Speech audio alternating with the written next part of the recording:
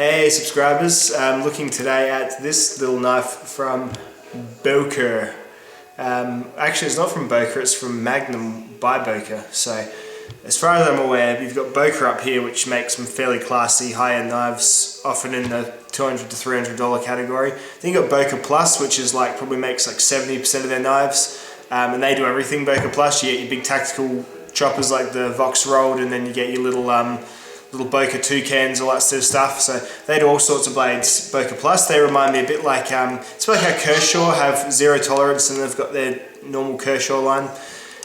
So that's what Boker Plus is like. And then they've got Boker Magnum, or Magnum by Boker, which seems to be a cheap tactical range of products, all made in China, all using stainless steels.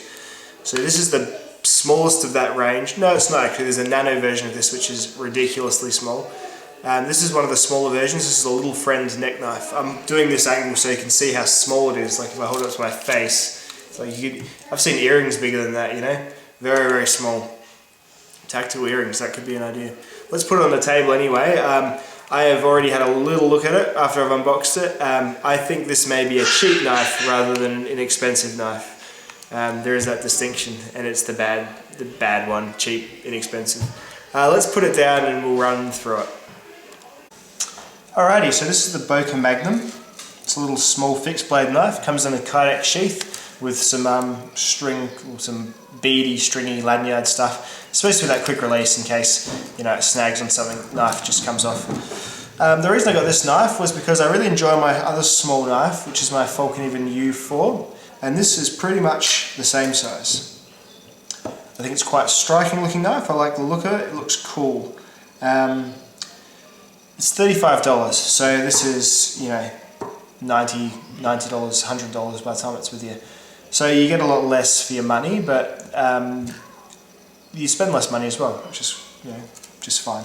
The sheath's really good. I like the kydex. It's proper kydex. It's really stiff and nice. Like it's not that flexible, plasticky sort of stuff. It's good stuff. Good sheath. Happy with that. I'm going to lose the lanyard and just carry it in my pocket.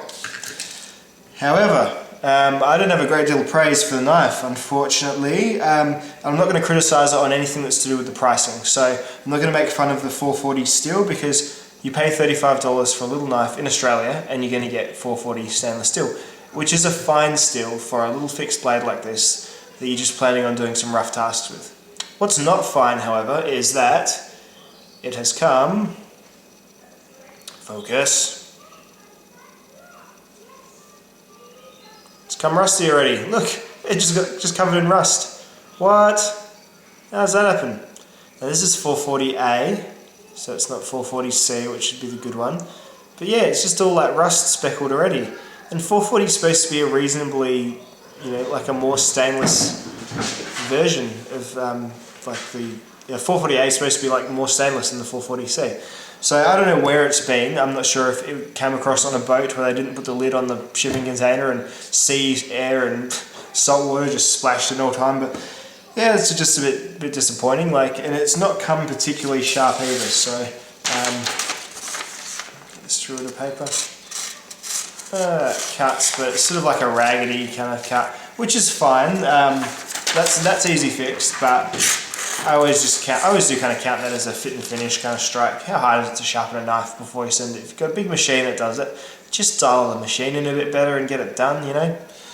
So you get a saber ground knife. It is... No, it's hollow actually, hollow ground. Little hollow ground knife, very, very slight hollow grind. Flat portion at the top. So that'd be a good sort of utility shape, utility type blade if you use it. And I say if you use it because I don't think I'm going to use it, because when I held it for the first time, I thought, oh, that's really uncomfortable. And it is really uncomfortable. It's got like 4 edges just there. So it's got sharp edge there. I'll use the nice knife as a pointer. It's got a sharp edge there, sharp edge there, sharp edge there, and another sharp edge there. All sharp edges. And like, just another thing, why would you even bother with a little finger choil like that? Whose finger is that small? Like, look at my finger next to it. It like spans it twice almost. like the actual bit that your finger's supposed to go into. It'd be great if you held the knife with your pinky. Maybe we should hold the knife like that. That seems safe. Oh no, that doesn't seem quite safe, does it? So, unless it's a knife for like a child or a very small person, I'm not a giant person. I'm like a normal sized Australian man, like 6'1". Like I guess my hands are large, but they're just like guy hands. So it just doesn't fit my hand. It's just not comfortable. This fits my hand just perfectly, and it's the same size. You know why? Because they didn't worry about any of this flowery nonsense. They just put a straight handle on it with a slight little lip, and you just hold it however you want. It's nice and round. None of these are hard, sharp corners. It's even a cheaper handle material. This is G10 and this is ITEL. So, I don't know. You just can't buy good design. So overall, I'm probably going to have a go at using the knife, but because I feel silly spending $35, which is what you spend on the knife. But yeah, just really not super thrilled with it. I'm going to put another edge on it and see how it goes, get it nice and sharp, see how long the edge lasts, and I'll do a little follow-up section at the end of this video.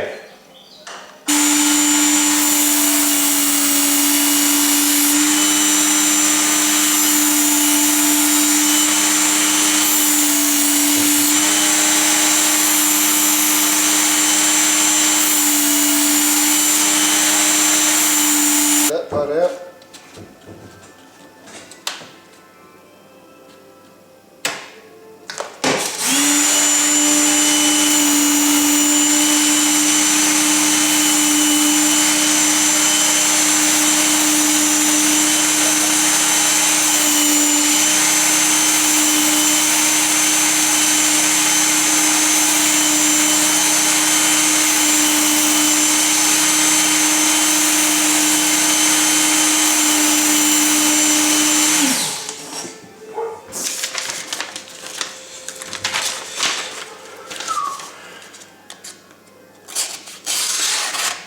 Yeah, it's better.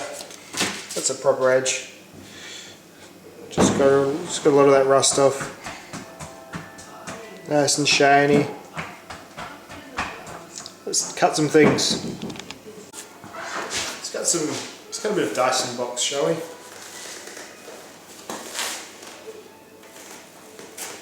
Jeez, that's uncomfortable.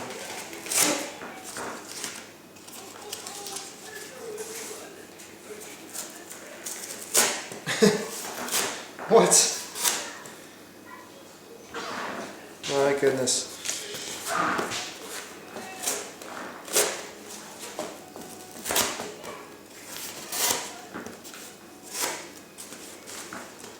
I think it's just because it's such a small knife. You really can't be push cutting at all. You just got to kind of almost saw away at the stuff. Or you could be push cutting if it was an awesomely sharp steel with a good grind on it, but I certainly think it's not. That is just a disaster. And that was rather sharp just before. And you know what? I think it still is sharp. It's just... Oh yeah. So shaving hairs off my arm, but it's not cutting cardboard, so it's not the edge that's the problem, it's the grind. This isn't even super thick cardboard. You know, I went out there and I saw like super thick cardboard, and I was like, nah, we'll just go easy on it for now. The tip's good. The tip just goes straight through. It's a good tip, but it just kind of like curls the cardboard away, as opposed to same size knife, folding knife.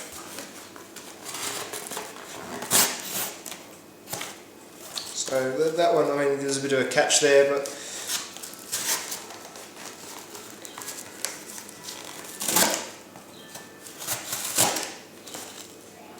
once you get going, yeah, I know it doesn't look like it's. None of these knives are going to make, you know, mincemeat of this stuff, but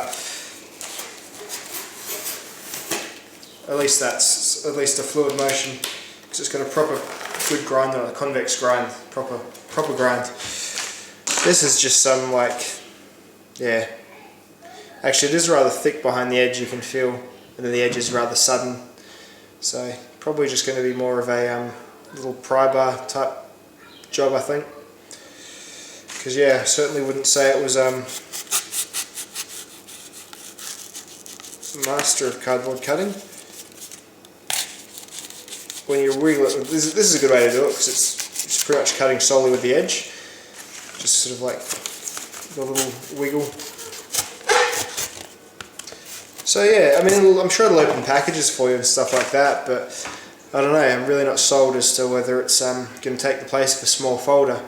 That little extra bit of stability is kind of, you know, sacrificed anyway with the little pinchy grip there. The thumb ramp's pretty comfy, like that feels good to hold from the top of the knife, and it's weird, there is one point on my finger where it actually feels comfortable too, but it's just not where where my hand falls when I'm holding it. So there we go. So the Boker Magnum little friend, probably not a recommendation from me. It's very cheap, but again, there's cheap and then there's inexpensive, and this feels pretty cheap. Cool. Thanks guys, I'll see you next one.